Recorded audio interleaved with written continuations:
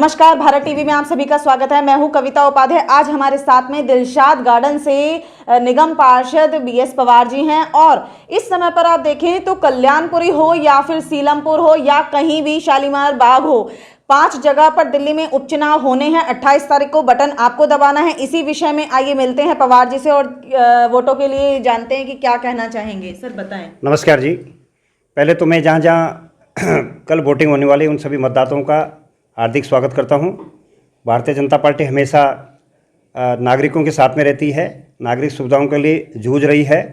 दिल्ली में ऐसी सरकार है जो जुमलाबाजी करके अपना सत्ता हथिया ली और कांग्रेस ने कभी भी निगम का फंड नहीं रोका था।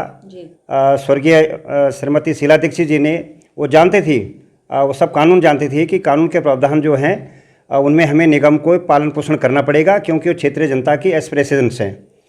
लेकिन चूंकि ऐसी सरकार है जो अभी भी जहाँ जहाँ चुनाव हो रहे हैं वहाँ पर माननीय केजरीवाल जी खुद जा करके और लोगों को बिजली पानी माफ़ और ये माफ़ करके और लोगों को बरगला रहे हैं। लेकिन मुझे पूरा विश्वास है आम आदमी पार्टी को 6 साल में लोगों ने देख लिया और सभी मतदाता भारतीय जनता पार्टी के पक्ष में वोट करेंगे। मैं जैसे खुद स्वयं कल्याणपुरी त्रिलोकपुरी में था, लेकिन जो हजूम मैंने वहाँ पर कार्यकर्ताओं देखा और जो खुशी मैंने वहाँ के वोटरों के चेहरे पे देखी कि वो खुद पुष्प वर्षा कर रहे थे, तो इससे न तो कि चुनाव एक तरफा होगा और बाकी तो परिणाम आने के बाद ही होगा।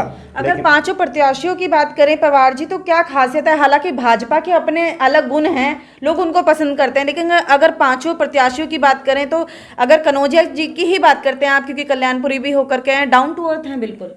कनौजिया जी पुराने टाइम में एक बिक्की आती थी जी, हम भी उस बिक्की को चलाते थे। उस पर कपड़े धो करके लोगों के घरों में कपड़े देते हैं और पर्टिकुलरली उस समाज के लिए, वहाँ के लोगों के लिए धोबी घाट का निर्माण करना हो या राशन कार्ड बनाना हो या किसी को हॉस्पिटल पहुँचाना हो।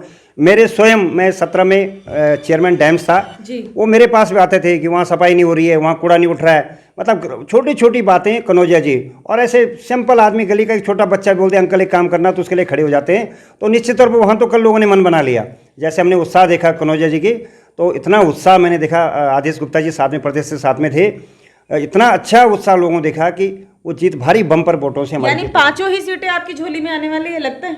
भारतीय जनता पार्टी हमेशा आशावान रहती है और मतदाता दिल्ली के होशियार हो गए हैं और आग्रह भी हम उनसे कर रहे हैं और अपनी बात को रख रहे हैं। बाकी निर्णय तो आखिर मतदाताओं ने लेना है। बिल्कुल, लेकिन चलते ये जरूर कहेंगे कि वोट देने जरूर आप आए, बिल्कुल भी ये ना सोचे कि छुट्टी का दिन है और हमें बैठना है घर में। हाँ, सूरत में अभी भाजपा की बहुत भारी जीत हुई है, उस पर भी मिल लेते हैं सर से। सूरत में हो या देश के अन्य हिस्सों में जहाँ जहाँ चुनाव हुए हैं, भारतीय जनता पार्टी को आपने देखा होगा, माननीय प्रधानमंत्री ऋषि तुल्य श्री नरेंद्र मोदी जी पर सब दुनिया विश्वास कर रही है। छोटा सा बच्चा जो 2, 3, 4 साल का, वो भी नरेंद्र मोदी जी को जानता है। तो निश्चित तौर पर जिस तरह से एक सुखद परिणाम आ रहे हैं, लगता है मुझे कि सूरत में तो वहाँ के मतदाता बड़े जागरूक हैं, हर चीज़ को बड़े उससे देखते हैं और वहाँ में भारतीय जनता पार्टी की बम्पर जीत हुई है। निश्चित तौर पूरा देश और बंगाल में हम जीतने जा रहे हैं। सर अगर सूरत की बात करें तो दूसरी विपक्ष पार्टी आम आदमी पार्टी उभर करके आई है, कल उन्होंने दौरा भी किया। क्या लगता है दिल्ली के साथ साथ में अब देश में, पूरे देश में केजरीवाल जी छाते जा रहे हैं? मेरा मानना यह है, आप स्पष्ट एक बात समझ लें, कांग्रेस का पतन और वो सब लोग आम आदमी सब ने ज्वाइन कर दी है। तो हम तो शुरू से बोले थे, दिल्ली में बोले थे कांग्रेस की बी टीम है, कांग्रेस की चालबाजी है, वो उनके साथ मिले केजरीवाल जी के साथ। तो हमें कोई बड़ा फर्क नहीं पड़ता है कि केजरीवाल जी वो कांग्रेस ही है, केजरीवाल जी के इक्वल टू कांग्रेस, हम उसमें बहुत ज़्यादा नहीं करते हैं।